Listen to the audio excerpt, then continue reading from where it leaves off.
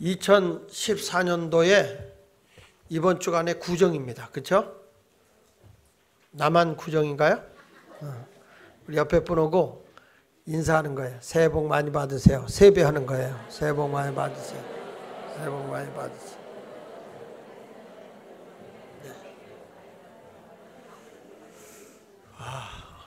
네.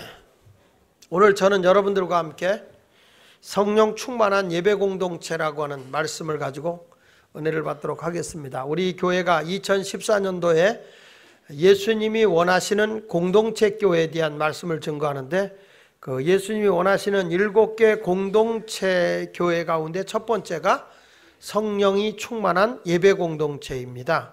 그래서 예배 공동체, 7가지 공동체에 대한, 이 앞에 나와 있는 대로 7가지 예배 공동체에 대한 이야기를 하게 될 텐데, 그 가운데 첫 번째가 성령이 충만한 예배 공동체에 대한 말씀을 증거하도록 하겠습니다. 예수 믿는 사람들에게 있어서 세상에서 가장 중요한 것, 가장 먼저 해야 할 일이 뭐냐라고 물어보면 하나님께 예배드리는 일입니다. 하나님께서 천지를 창조하시고 그리고 마지막에 사람을 창조하셨죠. 그 창조하시고 하나님께서 그 사람을 통해서 뭘 얻기를 원하느냐? 영광을 받기를 원한다고 하셨어요. 그러니까 당연히 성도들이 해야 할 일이 뭐냐 그러면은 인생의 가장 중요한 목표요, 목적이 예배를 드리는 것입니다. 독일의 유명한 신학자인 칼 바르트라고 하는 분이 그런 얘기했어요.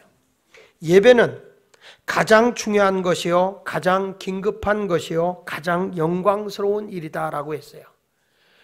예배는 그 세상의 어느 것보다도 비교할 수 없을 정도로 중요한 것이고, 그리고 이것은 무슨 일이 있어서 어디 갑니다, 뭐 때문에 못합니다, 이런 것과 비교될 수 없는 긴급히 드려야 하는 게 예배다. 쉽게 말하면 영적 119 긴급 출동을 해야 되는 부분이 어디냐? 예배다. 예배. 어떤 분은 그래요.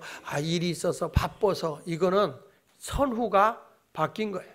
성도에게 가장 긴급한 것은 예배보다 긴급한 것이 없다. 그리고 가장 우리에게 중요한 것, 또 영광되어야 될 것, 이것이 뭐냐? 예배다. 그래서 가장 영광을 하나님께 드릴 수 있는 것은 예배밖에 없다, 이렇게 말하고 있습니다. 정말로 하나님 앞에 온전한 예배를 드린 개인은 영혼도 살고 육체도 삽니다. 예배하는 것에 하나님의 능력이 있고 하나님의 도우심이 있고 하나님의 돌보심이 있기 때문입니다. 여러분이 알다시피 세계에서 가장 큰 강대국으로서 세계 모든 나라에 영향을 주고 있는 나라가 어느 나라죠? 답은 미국입니다. 자, 어느 나라죠? 미국입니다. 근데 그 미국의 나라를 움직이고 있는 소수민족이 있어요. 그 민족이 바로 유대인이에요. 유대인. 그 유대인이라고 하는 이스라엘 백성들은요, 이 연구해본 결과에서 세계에서 가장 장수하는 민족 중에 하나예요. 제일 오래 사는 민족 중에 하나가 유대인이고요. 또 하나는 범죄율이 가장 적은 나라. 또 하나는 노벨상을 가장 많이 받은 민족. 유대민족이라는 거예요. 그러니까 유대민족은 어느 민족보다도 아주 탁월해요. 어느 민족이 따라갈 수 없을 정도로 두뇌도 삶의 모든 것들이 다 풍요로워요. 도대체 그것이, 그 원인이 어디 있느냐? 그 원인을 어디서 얻을 수 있느냐고 물어봤을 때 유대민족이 하는 말이 있어요. 뭐라고 하니? 유대민족은 안식일을 지켰다. 그런데 그 안식일이 유대민족을 지켜줬다. 저들은 나라 없이 정말 방황하고 있는 민족이었죠. 외세의 침략도 많이 받지만 핍박도 가장 많이 받은 나라가 이스라엘 민족이에요. 그런데 저 민족이 지금도 굳건하게 설 수 있는 게 뭐냐? 자기들의 고백이요. 우리는 나라가 없어도 우리 민족을 하나로 뭉칠 수 있는 것이 뭐냐? 하나님께 예배드리는 안식일이었다. 우리 민족은 안식일을 지켰더니 하나님이 안식일을 통해서 우리 민족을 지켜주더라는 거예요.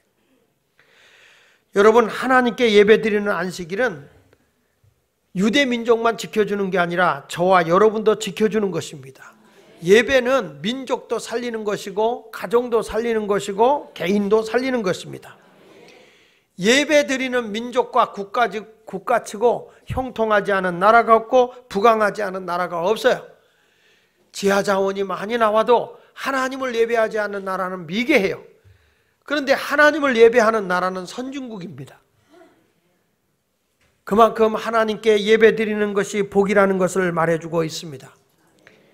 역사적으로 살펴볼 때 가장 많은 복을 받고 선한 일을 많이 해서 존경받는 사람이 하나 있습니다. 그분이 누구냐면 록펠러라고 하는 분입니다. 이 록펠러라고 하는 분은요, 정말 다른 사람이 하지 못하는 3가지 기적을 이룬 사람입니다. 이 사람은 어떤 기적을 이뤘느냐 하면은, 첫 번째가 제일 가난한 가정에서 태어나서 세계에서 제일 큰 부자가 된 사람입니다. 이 사람이, 그러니까 이 가난하게 태어나서 최고의 부자로 산 사람이 록펠러라는 사람입니다. 두 번째는 뭐냐면 역사상 가장 많은 돈을 다른 사람에게 기부한 사람이에요. 모든 것을 다 기부했다는 거죠. 그리고 세 번째 가서는 98세까지 장수하면서 치아 하나도 상하지 않은 사람이라는 것입니다. 록펠러는 정말 존경을 받고 있습니다. 그는 하나님 앞에 온전히 사는 사람이지만은 가난하게 태어나서 부유하게 된 것과 또 많은 돈을 다른 사람에게 기부했고 또 건강하게 살았다. 도대체 록펠러가 그렇게 살게 된 배경이 어디 있느냐? 그 원인을 록펠러는 4가지로 설명을 합니다. 내가 이렇게 가난한 자가 부자가 되고, 또 내가 다른 사람에게 이렇게 기부를 크게 할 수 있고, 내가 장수할 수 있었던 원인이 있다. 그 원인이 뭐냐? 그는 이렇게 말했어요. 그는 4가지 원인을 얘기하면서 교회에 나가서 예배 드리는 일을 한 번도 자기는 빠진 적이 없다. 예배에 빠진 적이 없다. 그분은요, 예배를 드릴 때 항상 맨 앞자리에 다른 사람보다 먼저 와서 예배. 워낙 부자니까 사람들이 그 록펠러를 보고 싶어서 일찍 와 보지만 록펠러는 제일 앞자리에 앉아요. 왜냐?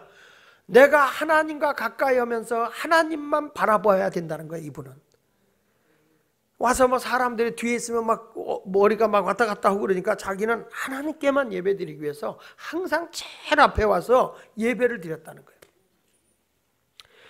그리고 이 사람은 매일 성경을 읽었다는 거예요. 두 번째는 매일 성경을 읽었다. 인생을요, 실패하지 않고 사는 것은 성경 기초 위에 사는 것보다 귀한 게 없어요. 사람이 세상을 살다 보면 힘들고 어려운 일이 있거든요. 그런데 하나님의 말씀의 신앙의 반석 위에 세워진 사람은 힘들고 어려워도 그걸 극복하고 이기고 나가요. 그렇지만 모래 위에 집을 진 사람은 힘들고 어려운 일이 있으면 다 주저앉아요. 넘어져요. 좌절해버려요. 요즘에 제가 청년들을 예배를 담당하면서 저들에게 매일 아침마다 제가 큐티를 보내요. 큐티를 보내주는데 그 큐티를 보고 글을 올리는 사람들을 보면 오늘 하루도 난 이렇게 해야 되겠다. 그러니까 첫 번째 애들이 딱 일어나면 제 아침 새벽기도 끝나고 바로 제가 큐티를 올려버리기 때문에 애들이 큐티를 보고 그걸 보고 이제 결단하는 거. 오늘 아침 이렇게 살아야겠다, 이렇게 살아야겠다. 그것이 자기들의 결단함하고 혹가다 잃어버릴 수는 있을지 모르겠지만은 그런 결단이 그의 인생을 하루를 성공하게 할 수 있어요. 말씀의 결단이 그렇게 중요한 거거든요. 근데 이 록펠러라고 하는 사람은 예배를 성공했을 뿐만 아니라 매일 성경을 읽었고 그리고 하나님 앞에 온전한 11조를 드렸다. 온전한 뭐냐? 내 모든 물질의 주인이 하나님이다. 그래서 때로는 이 사람이 10의 9도 하나님이 필요 한다면 아낌없이 드렸다는 거야. 나는 청직일 뿐이다. 나는 물질을 관리하는 사람에 불과할 뿐이고 나는 하나님이 주인 되신 분이라는 그런 신앙을 고백하고 살았어요. 그러니까 이분이 온전한 11조를 했어요. 그리고 4번째 가서는 물질을 나눔으로써 이 사람은 인재를 양성하는 대학을 세우고 건강을 책임져 주는 의학개발연구소를 차리고 그리고 사람의 영혼을 살려내는 교회를 세우고 그리고 그는 마지막에 가난한 자들을 위해서 물질로 다른 사람을 돕겠다고 해서 전 재산을 사회에 환원했다. 그러니까 사람들에게 존경을 받을 수밖에 없어요. 그러니까 이 사람은 신앙의 기본이 어디서부터 오느냐라고 하면 예배예요, 예배. 그래서 오늘 저는 우리 예수마을교회의 성도들이 어디에서부터 힘을 얻어야 되느냐? 예배입니다, 예배. 그래서 저는 온전한 예배, 그것도 하나님의 영이 임하는, 성령이 충만하게 임하는 온전한 주일 예배를 여러분이 드리는 한 해가 되기를 예수 이름으로 축복합니다. 자, 그렇다면 우리가 온전한 예배를 어떻게 드리는 거냐?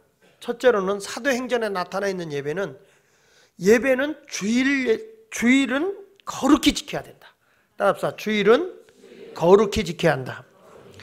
자, 사도행전에 보면 이 주일이 무슨 날이냐? 이 주일이라고 하는 날이 어떤 날이냐 하는 거에 대해서 분명하게 가르쳐줘요. 사도행전 4장 11절과 12절에 보면 지금 베드로가 설교하면서 이렇게 얘기합니다. 이 예수는, 우리를 구원해 주시는 이 예수는 너희 건축자들의 버린 돌이다. 여기서 건축자는 누구냐면 하나님께서 이스라엘 백성을 택하고 이스라엘 백성을 통해서 인류를 구원하시고 이 땅에 하나님의 나라를 건축하겠다고, 건설하겠다는 것이 하나님의 원대한 계획이에요. 그래서 유대인들이 어떤 사람이냐면 건축자들이에요. 이 땅에 하나님의 나라를 세울 건축자들이었다고. 그런데 이들이 메시아로 오신 예수를 버려요. 십자가에 못 박혀 죽이고 메시아로 받아들이지 않아요. 그래서 이 예수는 너희 유대인들, 이스라엘 백성들이, 건축자들이 버림받은 돌이다.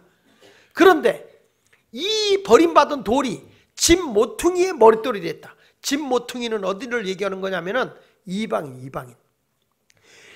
그러니까 유대인이 아닌 다른 민족이 이방인이에요. 그러니까 우리가 지금 이방인이에요. 근데 지금 우리의 교회의 머리가 누구죠? 예수 그리스도예요. 그러니까 그래서 우리가 믿어서 이제는 어떻게 되느냐?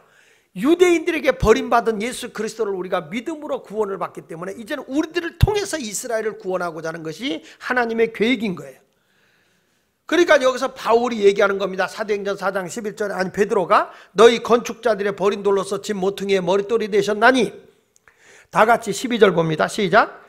다른 이로서는 구원을 받을 수 없나니 천하 사람 중에 구원을 받을 만한 다른 이름을 우리에게 주신 일이 없다. 그러니까 여러분, 이 안식일의 주인이 누구냐? 예수님이다 이 말이야. 십자가에서 못 박혀 돌아가신 예수 그리스도가 우리를 구원해 주신 거예요. 우리를 사망에서 건져 주신 거예요. 이 날이 무슨 날이냐? 예수님이 율법적인 안식일 날 우리의 허물과 죄를 위해서 죽었다가 사흘 후에 부활하셨잖아요. 이 날이 어떤 날이냐면 안식 후 첫날, 지금의 주일이에요. 이 날이 뭐예요? 이방인의 머릿돌이 예수 그리스도가 되는 날이에요. 유대인에게 버림받았는데 그분이 이방인의 머릿돌이 되는 거예요. 그것이 어디에 나와 있는 거냐? 지금 시편 118편 22절 이하에 이렇게 나오죠.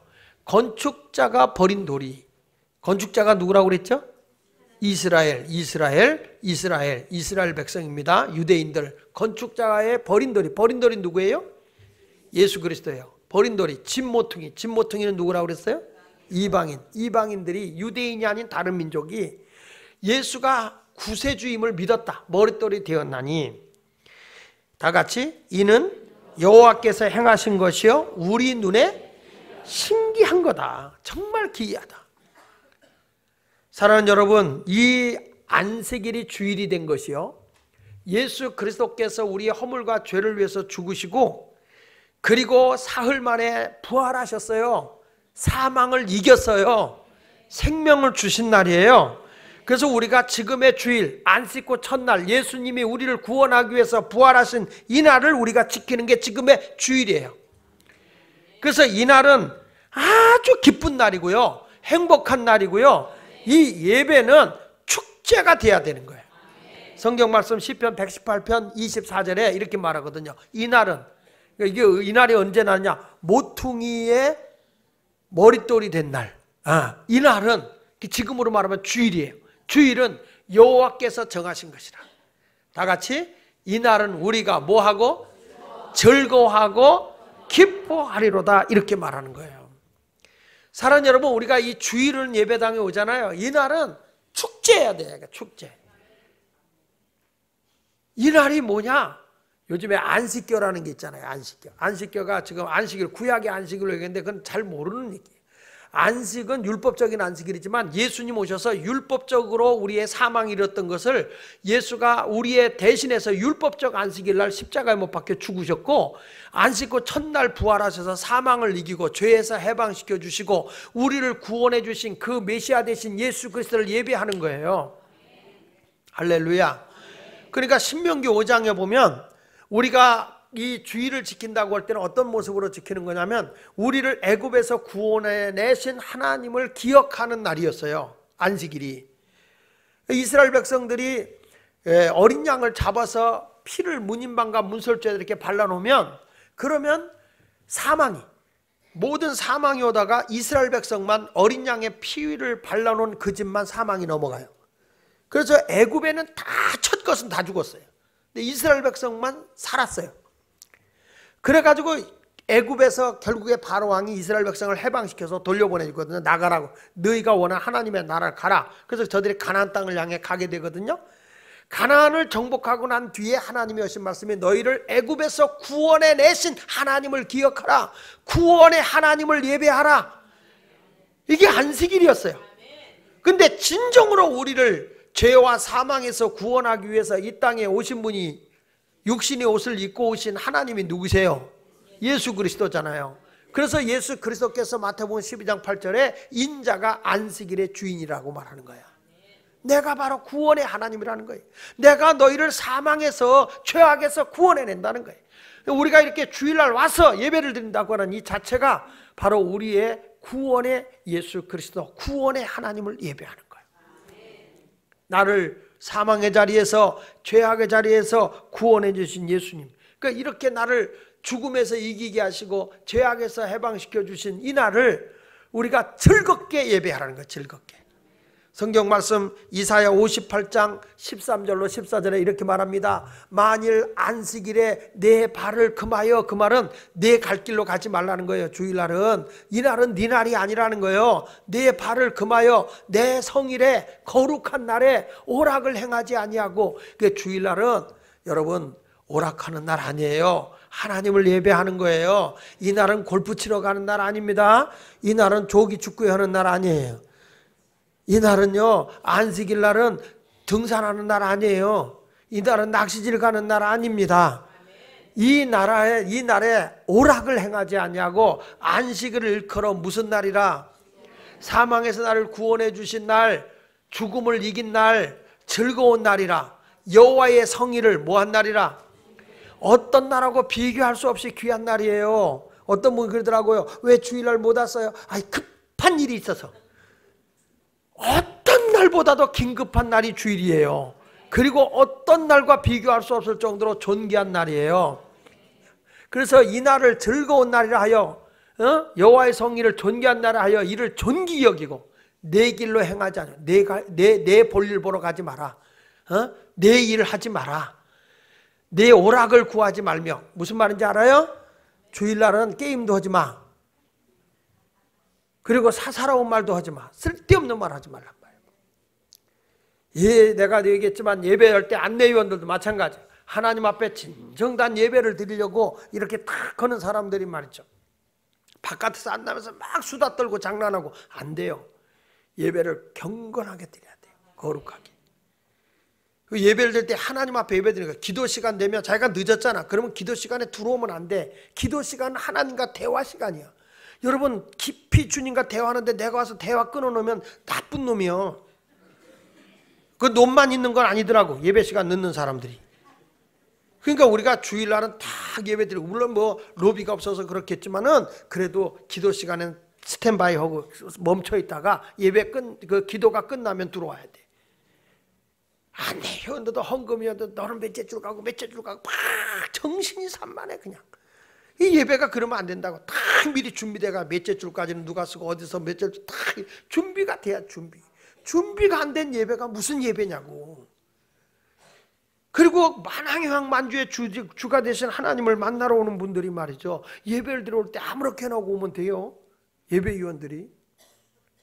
주일날 올 때는 단정된 모습으로 와야 돼. 정장하고 제발 슬리퍼 신고 오지 말고 몸빼 바지로 오지 말고 새우젓 바지 입지 말고 하나님 앞에 우리가 거룩하신 하나님 앞에 예배 드렸는데 아니 세상에 예전이고 예전 결혼식장에 가도 뽐내고 가는데 하나님 앞에 예전이잖아. 예배를 드리잖아요. 하나님 앞에 예배인데 아무렇게나 하고 그렇게 하고 어떻게 예배를 드리냔 말이야. 그렇다고 백화점에 가서 비싼 거 사 입으라는 건 아니고 단정되게 예배해요. 단정되게. 이거 보십시오. 내 길을 행하지 아니하며 내 오락을 구하지 아니하며 사사로운 말을 하지 아니하면 내가 여호와 안에서 뭘 얻어? 즐거움을 얻을 것이. 이 말은 뭐야? 심령에 뭐 근심과 걱정이 없다는 거예요. 예배를 드리면요 근심된 일이 없다니까. 예배를 온전히 못 드리니까 집안에 우환이 오고 환란이 오고 역경이 오는 거야. 제발 예배 시간에 정신 차려요. 하나님의 여호와 안에서 즐거움을 하고 내가 너를 땅에 높은 곳에 올리고. 이게 뭐예요? 신분을 올려요. 신분 높여준다니까. 부끄럽지 않게 한다고요. 내가 언젠가도 얘기했잖아. 저는 어렸을 때 교회 가기 싫어서 교회 빠진 적이 있다고요. 아버지한테 얼마나 맞았는데 종아리가 터졌어요. 터졌어. 하도 맞았어. 근데 더 무서운 분은 우리 어머니요. 교회 안 간 사람 밥 먹을 자격 없단다. 3일 굶겼어. 3일. 그래서 저는 주일날은 절대 안 빠져. 나 지금 주일 빠지겠어요? 안 빠져요. 어디 가도 주일은 지키죠. 예배를 철저히 지키죠. 왜 그러냐? 그래 놓으니까 우리가 망했냐 이 말이야. 아니란 말이야. 하나님이 높여준다니까. 땅에 높은 곳에 올리고. 내가 내 조상 야곱의 업으로 기르리라. 야곱이 뭐예요? 야곱이 개나리봇짐 짊어지고 간 사람이요 아무것도 없이 무일푼으로 노예로 간 거예요. 노예로 머슴으로. 그런데 하나님께서 야곱에게 어마어마한 복을 주지 않았습니까? 내가 아무것도 없는 것 같아도 예배의 성공자가 돼야 되는 거예요. 그래서 종교개혁자 마틴 루터가 이런 얘기를 했어요. 인간은 하나님이 아니면 우상을 섬긴다. 중립은 없다 그랬어요. 하나님이면 하나님이지 하나님과 더불어 우상을 섬겨서는 안 돼요. 여러분 예배를 온전히 드려보세요. 병든 사람도 나요. 말라기 4장 2절에 보면 여호와를 경외하는 자에게 하나님을 두렵고 떨림으로 신령하게 예배하는 자에게 의로운 해가 떠올라서 예수 그리스도의 은혜의 해가 떠올라서 치료하는 광선을 바라리니 치료하는 광선을 바라리니 외양간에 나온 송아지가 뛰듯이 내가 내 인생을 기뻐 뛰게 할 거라는 거예요. 믿습니까? 예배 시간에 절대 졸지 마. 이게요 여러분 몰라서 하는 얘기야. 하나님의 예배 중에 임재하고 있는 거예요 지금. 그런데 예배를 드리는데 예배를 사람을 보러 오는 것처럼 예배 드리냔 말이에요. 록펠러가 맨 앞에 와서 막 하나님을 만나고 사모하면 있어야지 무슨 구경 삼아 예배 드리냐고 멀찍이서. 왜 일찍 와서 뒤를 앉냐고. 앞자리 와서 막 하나님 은혜를 갈망하고 사모해야지. 주님을 만나러 오셔가지고. 여러분들 여기 내가 그 탤런트 아주 탤런트 좋아하는 탤런트가 여기 왔다면 그 모양으로 안 껐어? 하나님이 만왕의 왕 만주의 주가 되신 하나님인데 그 하나님 앞에 우리가 어떻게 그렇게 멀찍이 보고 있냔 말이에요. 온전히 하나님 앞에 예배 드리세요. 온전히.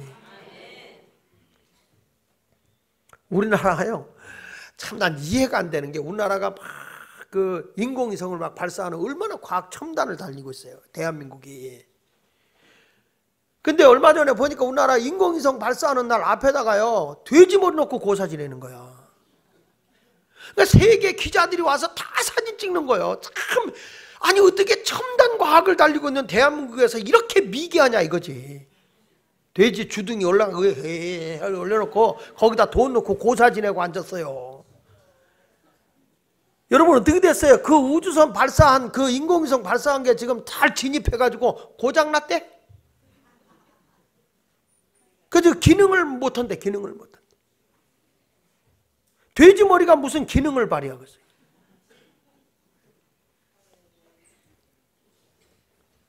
여러분 우상 숭배는요 절대 성공할 수가 없어요.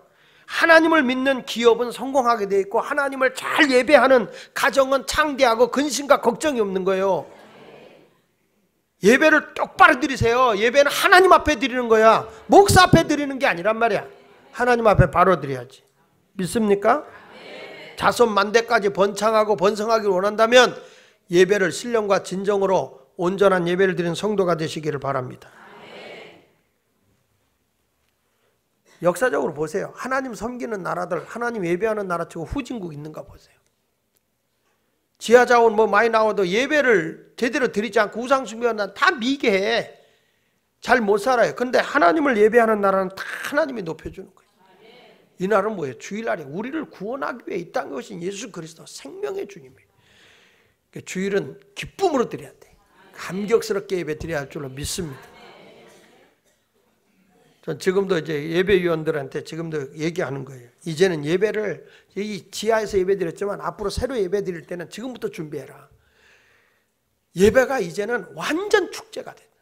정말 주님을 만나는 거예요. 막 어떤 사람이 처음 오는 사람도 우리가 그렇잖아요. 어디 가면 공연도 보러 다니는데 하나님을 예배 드리는 게 공연이다 말이에요. 공연. 하나님 앞에서. 이런 모습으로 준비된 예배가 드려져야 되지 않냐 말이에요. 여러분도 예배위원이 다 되고 연출도 해야 되고. 제가 방송국에 가서 방송 설교하러 갔죠. 방송 녹화하러 가잖아요. 녹화하러 가면 꼭 날더라. 1시간 전에 오라고. 1시간 전에. 바빠 죽는 사람 1시간 전에 오라고. 뭐하러 그렇게 오냐. 시간 맞춰. 안 된대 안 돼. 메이크업도 해야 되고 뭐 다 해야 된대. 가면은 막 그려줘. 제대로 그리지도 않으면서 말이야. 막 그 머리도 해주고 막 이렇게 해주고. 그 여자들 어떻게 지나 그 눈 껍벅껍벅 그렇게 거북해서 여기다 그 눈썹까지 막 아이라인까지 그려줘요. 그리고 또 뭐 분장도 다 해가지고 딱 써요. 그리고 가서 뭐 앉아서 자세는 요렇게 해라 저렇게 해라. 그리고 거기 안에 또 내가 이렇게 설교를 하면 녹화할 때 또 밑에 또 저희가 와요. 또 관중석이 와가지고 그 사람들도요 이렇게 할 때 반응을 이렇게 해라. 막 웃음이 나면 웃어라. 뭐 이거 다 훈련시켜요. 반응을 보이라고 그래요. 근데 리액션을 잘하는 사람은 비싼 사람이야. 리액션을 잘 못하는 사람은 싸구려야 이게. 그 어느 날 내가 방송국에 가서 설교하다가 막 리액션 하고 막 웃어요. 그런 사람들은 조금 비싸게 온 사람들이에요. 그런 사람들은. 근데 어떤 사람은 이렇게 딱 하잖아요. 그러면 다 앉아서 이렇게. 이것들은 싸구려예요. 싸구려. 똑같이 앉아 있는데 리액션을 잘하는 데는 조금 비싸고 리액션을 못하는 데는 싸고 표정이 없는 데는 그렇고. 그 방송국에 가서 막 여러분들 한번 텔레비 보면서 보세요. 막 하다 우와 이게요 다 돈 받고 오는 거예요 이게. 그러니까 우리가 예배를 드린다고 할 때도 여러분들도 연출을 해야 되는 거야. 하나님 앞에 아멘 하고 막 열정적으로 예배 드릴게. 어느 목사님들 보니까 막 설교하다 진짜 연극하더라. 난 지난번에 소강성 목사 우연히 텔레비를 봤는데 다윗 뭐 골리앗하고 싸우는 걸 하더니 갑자기 이 목사님은 앞에다가 진짜 검을 갖다 놨더라고. 검을 갖다 놓으면 내 칼을 받아라 하는데 나는 장로들 목 나가는 줄 알았어. 목 나가는 줄 알았어.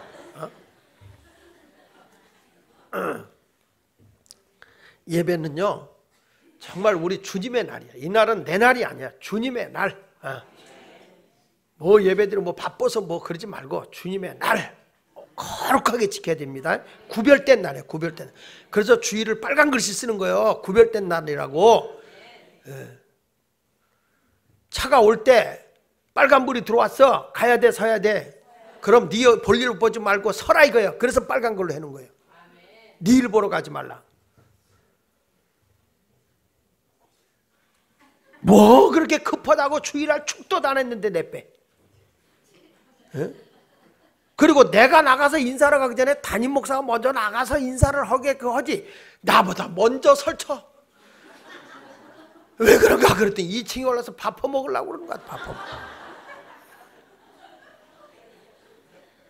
예배를 먼저 하나님 앞에 온전히 드리세요. 온전히.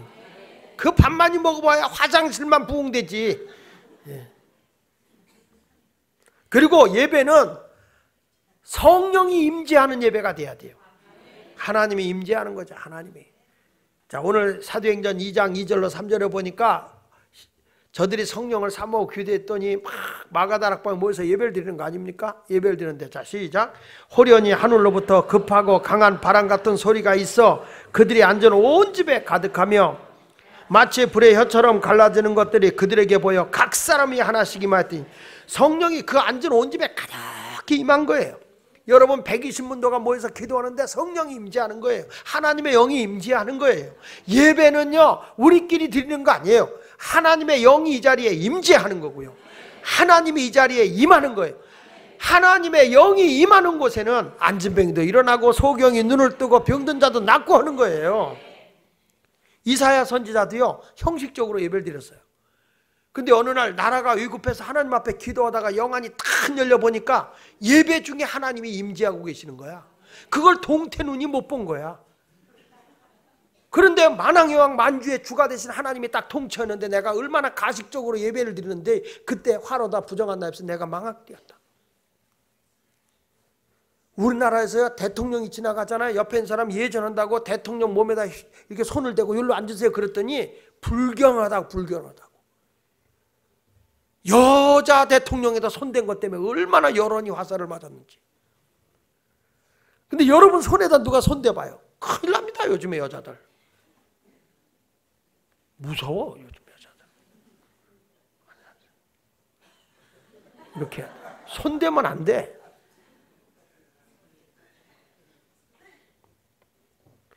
근데 하나님의 예배하는 거예요. 하나님의. 그런데 그 형식적으로 있으면 되겠어요? 태도가 불가능하고. 그 이사야 선지자가 그때 고백하는 거예요. 자 보세요. 이사야 6장 5절에 그때 내가 말하되 화로다 나여 망하게 되었다.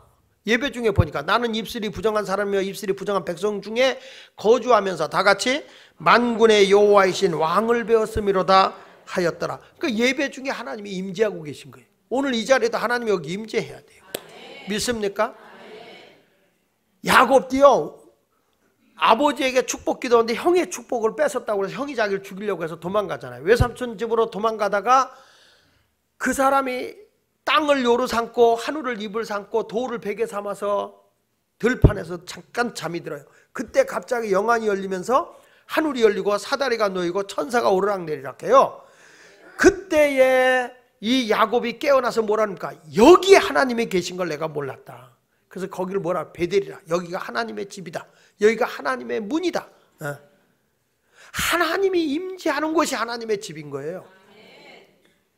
예수 말게 얼마나 많은 사람이 모였나가 아니라 하나님이 임재해야 돼. 그러니까 성령이 임재하는 120명이 임재하니까 막 하나님 역사가 일어나니까 3,000명이 되고 5,000명이 되고 사람의 역사가 일어나게 된 줄로 믿습니다.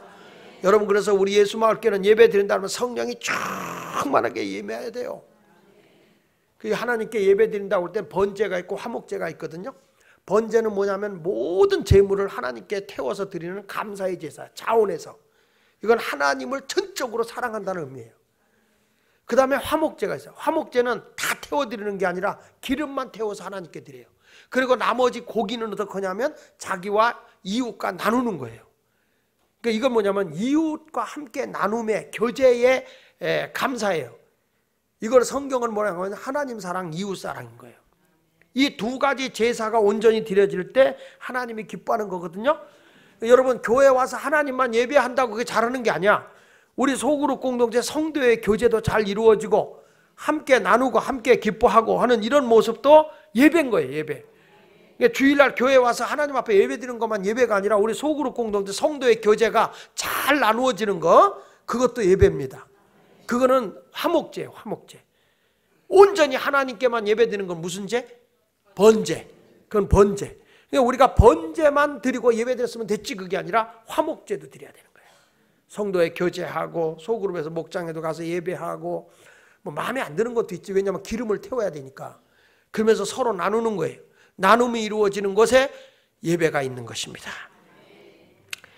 그래서 여러분 이렇게 우리가 하나님 앞에 예배를 드릴 때는 절대 빈손으로 나가는 게 아니야. 내 값진 시간도 하나님께 드리고 물질도 드리고 내 젊음도 드리고 그 드리는 예배, 예배는 드리는 거야. 받아 먹는 게 아니고요.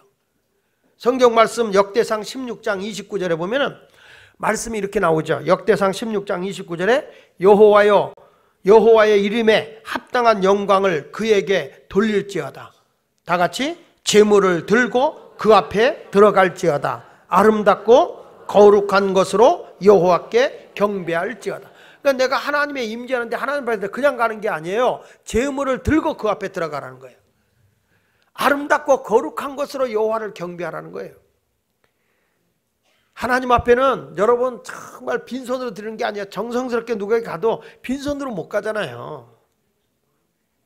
얼굴들이 나 오늘 괜히 왔어 하는 표정인데, 아니, 하나님께 정성이 드려져야 되는 거예요. 믿음의 분량대로, 하나님이 주신 복의 분량대로 내 자신이 온전히 제물을 드려가며 온전한 예배를 드려야 할 줄로 믿습니다. 그러니까 우리가 보면은 이게 하나님 앞에 드리면 내가 망하는 게 아니에요. 온전한 예배는 하나님의 큰 능력과 복을 받거든요. 히스기야 왕이요, 왕이 되고 난 뒤에 온 백성에게 뭐라는 건지 아세요? 우리의 주인은 하나님이라는 거예요. 근데 어떻게 당신들의 물질을 하나님께 안 드리냐? 그래서 히스기야 왕이 법적으로 11조를 드리게 해요. 다 11조. 우리 같으면 뭐야, 세금 내라 그럴 거 아니야. 근데 그들은 하나님 앞에 먼저 드려라. 그러니까 히스기야 왕이 전 백성에게 11조, 하나님 앞에 온전한 예배 드려라. 우상을 없애버리고 그걸 했는데, 희한하게요, 나중에 히스기야 왕이 제사장들에게 찾아가서 지금 백성들이 어떻게 하나님께 온전한 예배를 드리고 하나님께 온전한 11조를 하는가? 그랬더니 대제사장이 하는 말이에요. 뭐라는 거 아니? 백성들이 너무너무 11조를 많이 한다. 자, 보세요. 역대하 31장 10절에 보면 이렇게 말해요. 사독의 족속 대제사장 누가? 아사랴가 그에게 대답하이르되, 백성이 예물을 여호와 전에 드리기 시작함으로부터 우리가 만족하게 먹었으니 남은 것이 많으니, 남은 게 너무 많다라는 거예요. 백성들이 너무 많이 드렸어. 너무 많다. 왜 그렇게 많이 드렸냐? 그 다음에 나오죠. 이는 여호와께서 그의 백성에게 뭘 줬기 때문에? 복을 주셨습니다. 그 남은 것이 이렇게 많이 쌓였나이다. 여기서 제사장이 하는 말이에요. 여호와의 전에 드리기 시작함부터 이상하게 하나님께서 성도들에게 복을 주더라는 거죠. 그러니까 내 것으로 드리는 것이 아니라 하나님이 복을 주신다는 거예요. 하나님이. 그러니까 우리가 그런 정성을 가지고 주님 앞에 온전한 예배를 드려야 되는 것입니다. 예배라는 것은 하나님께서 우리에게 주신 것을 다시 하나님께 감사한 마음으로 드리는 거예요. 따라합시다. 예배란 하나님이 주신 것을 가지고 다시 하나님께 감사함으로 드리는 것이다. 예, 내가 하나님께 받은 걸 가지고 드리는 거야.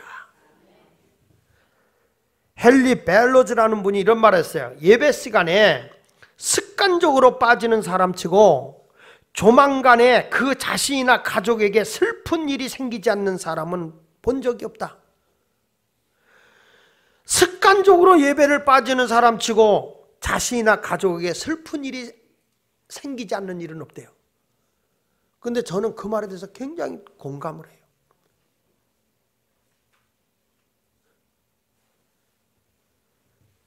예배 시간을 늦거나 예배 시간에 자꾸 그러지 마세요. 내가 언제 그랬잖아요. 나는 그걸 많이 봤어요. 예배 시간에 설교만 하면 자는 사람이 있어요. 설교만 하면. 그런 사람 3년 지나면 문제 생기기 시작해요. 집안에 환란이 생겨 역경이 오기 시작해요. 나는 며칠 전에 저희 큰형님이 췌장암 말기라는 판결을 받았어요. 근데 그 전에 제 아우 목사가 하는 얘기 있어요. 우리 큰형님이 아우교회 나가는데 형님 때문에 걱정이다 그래요. 왜 그러냐? 예배 시간만 되면 존다. 근데 그랬어요. 깨워라. 예배 시간에 졸면 반드시 그건 시험 온다.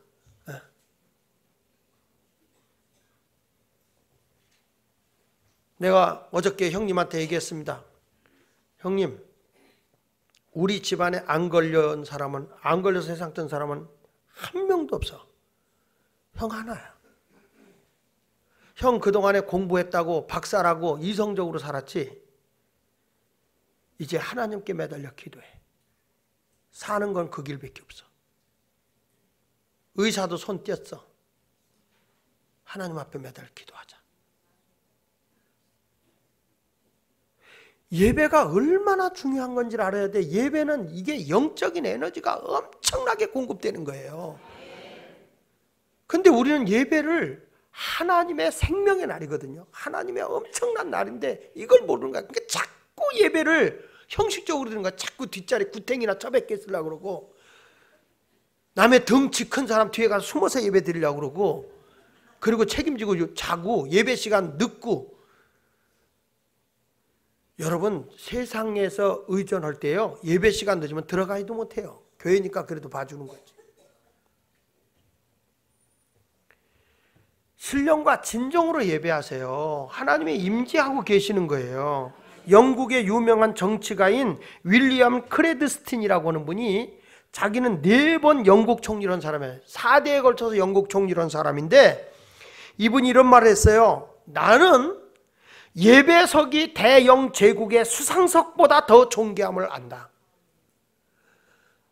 대영 제국의 그 영국 총리가 앉는 그 높은 수석의 자리보다, 총리의 자리보다, 하나님이 임재하고 있는 예배 자리가 더 귀한 줄 나는 안다. 우리는 이 자리에 예배 자리가 얼마나 귀한 자리인지 알아야죠. 하나님이 임재하고 있는 이 예배 자리를. 그래서 성경은 말하는 거예요. 형식적으로 예배 드리지 마라. 너희들 예배를 드릴 때 신령과 진정으로 예배를 드리는 자가 돼야 된다. 어떤 분 이런 사람이 있어요. 교회 생활하면서 나는 교회 열심히 나가는데 왜 하나님이 나에게 복을 주지 않는 거야? 왜 하나님이 나를 영광의 자리로 높여주지 않는 거야? 왜 하나님이 나와 함께하는 것 같지가 않지?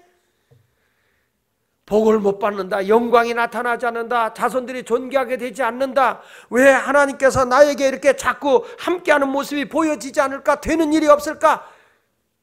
똑바로 정신 차려요. 내가 하나님 앞에 예배를 제대로 드리고 있는가? 그거부터 진단하라는 거예요. 예배를 드릴 때마다 하나님을 내가 만나고 있는가? 오순절에 성령의 강력한 강림의 역사는요, 바깥에서 돈만 바라보고 있던 안진뱅이가 예수를 만나는 순간 안진뱅이가 그 자리에서 팍 일어나는 거예요. 내게 있는 것 내게 주노니 나사렛 예수 이름으로 일어나 걸으라 할 때에 안진뱅이가 일어나고 바깥 마당에서 사람들에게 구걸만 하던 사람이 성전 안으로 뛰어들어가서 하나님을 찬미하는 사람이 되는 거예요. 주변에서 빙빙 돌지 말라고. 예배에 적극적으로 참여하라고. 적극적으로. 이건 장목사를 위해서 하는 게 아니에요. 하나님의 자녀들이 당연히 하나님께 예배 드려야 되는 거예요. 우리 교회도 오메가 교인 있어요. 오메가. 그분 오면 더 이상 올 사람이 없어요. 나는 여러분이 알파 교인이 되세요. 처음 교인이 되세요. 지난 시간에도 보니까, 지난주에도 보니까 교회 집사라는 분이 축도하기 전에 들어오더라. 축도하기 전에. 오늘도 2부 예배 때 보니까 거의 설교 끝나가는데 들어오는 사람이 있는데 지금 보니까 없어. 난 3부 예배 온 줄 알았어.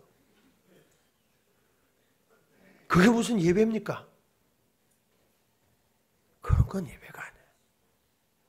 예배는 하나님 앞에 진실되게 드려야 해요. 이 날은 축제고 여러분이 복받는 날이고 하나님의 능력과 하나님의 에너지를 힘내는 날인데, 그러니까 예배를 온전히 드려야 내 삶이 형통할 거 아니에요. 하나님 복이 주어질 거 아니에요. 그러니까 말라기 4장 2절에 뭐라고 그래? 여호와를 경외하는 자에게는, 하나님을 예배하는 자에게는 의로운 해가 떠올라서 치료하는 광선을 바라리니, 이 시간에 치유되는 거예요. 여러분의 모든 잘못된 게 치유되는 거라고. 예배가 그렇게 중요한 거예요. 오순절의 성령의 역사는 예배를 통해서 엄청난 하나님의 역사가 일어나는 거 아닙니까? 한국 교회가 많이 있어요. 예배당 많아요. 그러나 그 예배가 아니라 정말 살아 움직이는 하나님이 임재하고 성령이 임재하는 그런 예배가 나는 우리 예수마을께서 드려지기를 축원합니다.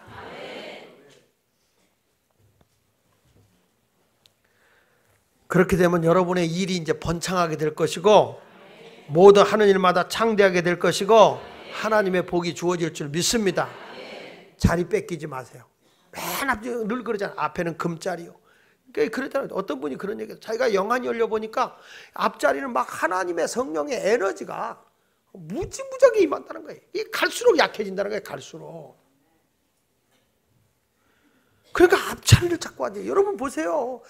2층에 앉아서 예배드리는 것과 뒤에 앉아서 예배드리는 것과 앞에 앉아서 예배드리는 것과 전혀 달라요. 벌써 예배 자체 분위기가 다르다니까. 그래서 일찍 와서 앞자리 차지. 그러니까 부흥되는 교회는요, 새로 앞자리 차지하려고 했어요. 부흥 안 되는 교회 뒤부터 차요.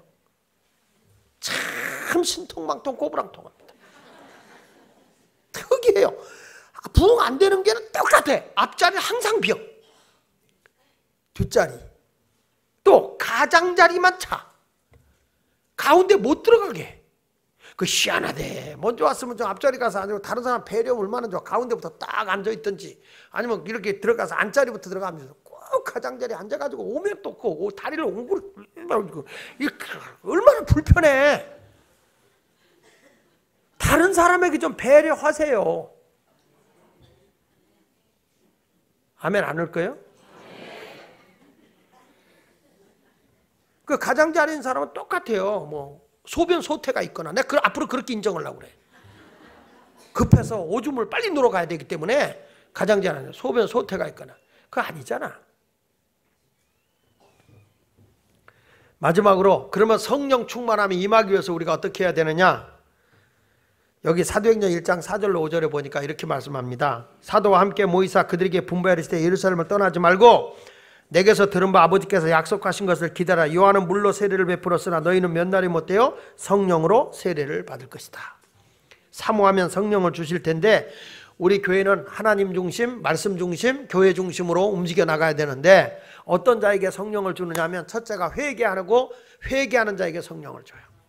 성경 말씀 사도행전 2장 38절에 보니까 베드로가 이르되 너희가 회개하여 각각 예수 그리스도의 이름으로 세례를 받고 죄사함을 받으라. 그리하면 성령을 선물로 받으리라. 할렐루야. 따라합시다. 회개하여 예수 그리스도의 이름으로 세례를 받고 죄사함을 받으라. 그리하면 성령을 선물로 받으리니. 오늘 설교 듣고 회개하는 사람은 예배시간 늦지 말아야지 이럽니다. 예배시간 늦지 마라. 그리고 앞자리부터 앉아라. 가운데로 들어가라. 자꾸 그러면 아멘. 이 회개야 이게. 뭔지 아세요? 예배 늦었으니까 내가 다음 주부터는 안 나온다. 회개가 아니에요. 이건 절대 회개가 아니에요. 반발이에요. 반발. 잘못 하나님 말씀 딱 들었으면 내가 오늘 말씀 듣고 이왕 믿는 거 복받게 믿어야 될 거 아니야. 예배 성공되게 예배를 드려야 될 거 아니야. 그래서 하나님의 큰 약속된 복을 받아야 되는데 우리가 그걸 못하고 자꾸 예배 시간 늦고 말이야 정성되지 않은 예배를 드린다고 얼마나 불행한 겁니까? 회개하면 성령을 준다니까요. 성령. 앞으로 목사님 말씀 들은 대로 내가 열심히 예배 생활 앞장서서 하겠습니다. 주님 내가 지금까지 보니까 왜 못 받으니까 예배를 내가 온전히 못 드리겠습니다. 알았습니다. 내가 주일날 졸리면 아예 내가 여기다 성냥개비를 받쳐서라도 눈을 뜨고 하나님 말씀 내가 듣겠습니다. 이런 어떤 각오가 있어야지. 그 다음에 성령이 임하는 곳에는 성도들이 기도하는 곳에 임해요. 회개하는 곳에 임하고 기도하는 곳에 임해요. 성경 말씀 사도행전 4장 31절에 보니까 빌기를 다함에 모인 것이 진동하더니 무리가 다 성령의 충만하여 담대히 하나님 말씀을 전했다. 교회는요 내 집은 만민이 기도하는 집이에요. 기도 모임에 열심히 참여하는데 우리 예수마을교회 힘이 없습니까? 우리가 새벽 기도도 열심히 하지만은 심야기도 막 부르짖고 있는 거예요.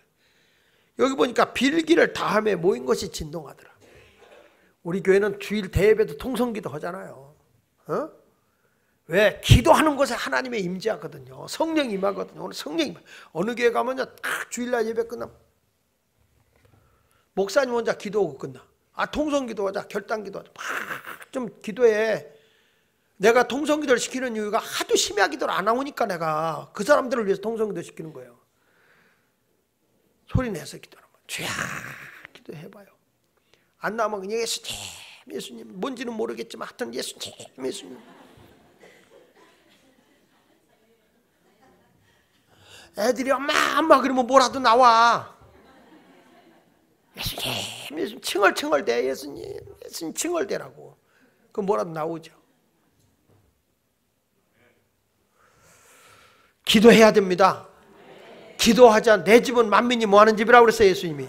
그래 너희가 기도하지 않고 강도의 소굴을 만들었다고 그랬잖아요.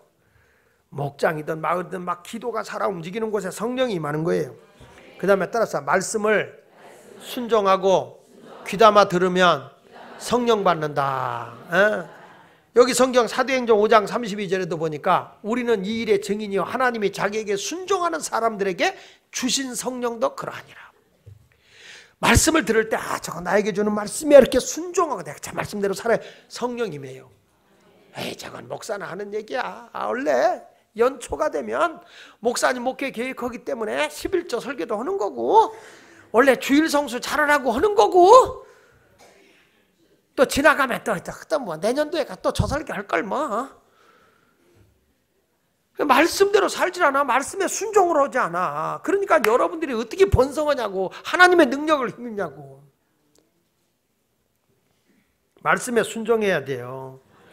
고넬료 집 보세요. 고넬료 집. 고넬료 집도 막 성령의 역사하니까 말씀을 막 베드로가 설교할 때 막 그걸 듣잖아요. 자 보세요. 사도행전 10장 44절로 45절은 베드로가 이 말할 때 성령이 말씀 듣는 모든 사람에게 내려오시니 베드로와 함께 온 할례 받은 신자들 이방인들에게도 성령 부어주심으로 말미암아 놀랐다 그런 거예요. 막 성령을 사모했어요. 제가 이렇게 부흥회를 가보면요 말씀을 그렇게 사모하는 교회들이 있어요. 이번에도 제가 1월 30일 날 미국에 들어가요. 목요일 날 하와이 집회를 갑니다. 마우이 섬이라고 하는 곳으로 이제 완전 하와이도 섬인데 거기서 또 비행기 타고 섬으로 들어가요. 마우이라는 섬으로 이제 부흥회를 가는데 이 목사님이 분명히 금토주일 설교예요. 금토주일 설교.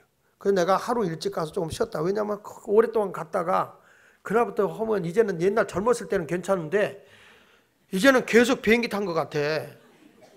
그래서 내가 하루 정도 쉬었다가 집회를 하려고 하루 일찍 간다 그랬더니 메일이 들어왔어요. 목사님이 오신다는데 하루를 어떻게 그냥 보내냐 이거예요. 그러니까 목요일 저녁부터 부흥회하겠대. 목요일 저녁부터 금요일, 토요일 그리고 주일날도 일부만 설교하게 돼 있어요. 1, 2부인데 설교 한 편 갖고 1, 2부 하는 거거든. 근데 자기는 그렇게 하면 안 된대. 1부 다르게 하고 2부 다르게 하래. 부흥회를. 우리는 말씀 듣는 걸 가라다는 거예요. 그리고 미국은 주일날까지 하면 끝나요. 낮에 왜 끝나면. 근데 저녁 예배도 한다는 거예요. 내가 집사람한테 그랬어요. 하와이까지 같이 가. 미국은요, 이 국제결혼 사람이 많아서 반드시 부부가 같이 가야 돼요. 잘못하면 오해를 많이 받아서 꼭 부부가 같이 가거든요. 제가 미국 집행 그래서 제 집사람 힘든 줄 알면서도 같이 데리고 갑니다. 제 아내가요, 진짜 힘들어합니다. 왜? 늘 듣는 설교 또 가서 들어야 돼. 하는 게 없어요. 예배만 끝나고 오는 날까지 설교하고 와요. 그러니까 우리 집사람이 재미가 하나도 없는 거예요. 그러니까 힘든데 왜 나를 데리고 가려고 그러냐. 알면서 당신 옆에 있기만 해줘도 80%가 있는 거다. 목회가 되는 거다. 목사가요 사모 없이 여기 머리카락만 조금 이렇게 삐뚤어져도요 사모가 없으니까 저짓거리라고 그러게. 추하다고. 조금 밝은 거 입어보면 사모 없어. 바람 났다 그러고요. 목사가 살 말라보세요. 교회에서 생활비 줬더니 어디다 쓰고 저렇게 피골이 상접했냐고 막 그러고요. 목사가 조금 살쪄보세요. 교회에서 주는 거 갖다 지쳐먹어가지고 살이 뻐덩뻐덩 쳤다 그러고요. 얼마나 교회가 말이 많은지 몰라. 그러니까 사모가 옆에 없으면요 목사가 말에 휘둘려서 목회를 못해요. 있기만 해도 80% 목회를 도와주는 거예요. 그래서 제가 제 아내를 꼭 거느리고 갑니다. 힘든 줄 알죠. 제가 명절이고 있으니까 그냥 있어라 그러고 싶어요. 그래야 교인들이 갖고 오는 거 대목 보지 않냐 이거예요. 그렇지만 그게 그런 게 아니에요. 이거 보면서 막 성령을 그렇게 말씀을 사모하면 그런 교회는 성령이 임하는 거예요. 말씀 막 사모한다고요. 어느 교회 가보세요. 말씀 들을 때 보면 교인들이 막 앞자라고 눈을 땡그랗게 뜨고 막 목사 설교를 들으면서 아멘 하면서 막 이마가요. 막 자기도 애기들도 텔레비 재밌는 거 보면 TV 앞으로 가잖아요. 똑같아요. 교인들도 말씀에 취하면 막 와서 장로님 등허리에 고개를 팍 그렇게까지 말씀을 사모한다고요. 이렇게 말씀을 사모하는 곳에 성령이 임하게 되어 있어요. 예수마을교회는 어떤 교회냐? 성령이 충만하고 예배를 온전히 드려보세요. 거기에 하나님의 복이 임하잖아요. 열왕기상 3장에 보면요, 솔로몬이라고 하는 사람이 하나님께 예배를 드리는데 1000번제를 드려요. 1000번제. 그 양을 한 마리씩 잡아서 제사를 드리는데 그걸 1000마리를 잡는 거예요. 그러니까 온 물이요, 피강물이요, 피강물. 1000번제를 드리니까요. 근데 여러분, 우리가요 1000일 기도한다면 몇 명이나 참여할 것 같아요? 죄송합니다. 100일 기도만 해도 100일 기도 한다고 해도 우리가 40일 특별 작정 기도, 아니 20일 특별 새벽 기도 했는데 일주일은 그래도 많이 나오대. 2주 넘어가니까 에라 니들이나 해라 이런 사람들이 얼마나 많은지. 근데 솔로몬이 1000번째 예배를 드리고 나니까 하나님의 감동을 하는 거예요. 하나님의. 가지고 솔로몬에게 내가 너에게 무엇 해주길 원하느냐 그래요. 그랬더니 내가 이스라엘의 왕인데 어린 왕 사람이 어떻게 이 나라를 잘 치려겠냐고 억울하게 재판할까 두렵다. 그러니까 잘 판단할 수 있도록 지혜를 달라 그랬어요. 그 기도 제목이 너무 하나님 마음에 드는 거야. 1000번째 드린 데다가 백성을 생각하는 그 마음. 그래서 뭐라고 하셔서 내가 너에게 지혜도 주지만 너에게 부도 주겠다. 역대 왕 가운데 가장 부의 복을 많이 받은 사람이 누구냐? 솔로몬이야. 솔로몬. 여러분, 예배는요 정말 놀라운 능력이 있어요. 예배는 빼먹으면 안 돼. 부의 능력이 막 나타나는 거예요. 예배를 통해서. 이제부터 여러분 온전한 예배의 사람이 되시기를 주 예수 이름으로 축원합니다. 그래서 우리 교회가 이제 우리 공동체, 우리 목장이든지 마을이든 뭐든지 다 어떤 예배냐? 성령이 막 충만하게 임하는 그런 열정적인 예배 공동체를 이루어서 하나님의 약속된 복, 하나님께로 주어지는 그 능력을 경험하는 성도들이 되시기를 예수 이름으로 축원합니다. 할렐루야. 옆 사람 인사합시다. 예배의 성공자가 됩시다. 아멘. 예배 중에 하나님이 임재하십니다.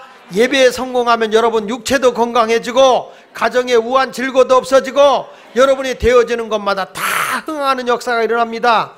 보십시오. 예배를 드리기를 좋아했던 아브람, 가는 곳마다 제단을 쌓고 예배를 드렸어요. 하나님이 그걸 얼마나 창대하게 합니까? 같이 있던 조카는 어디 가도 예배 드렸다는 데가 없어요. 단을 쌓았다는 데가 없어요.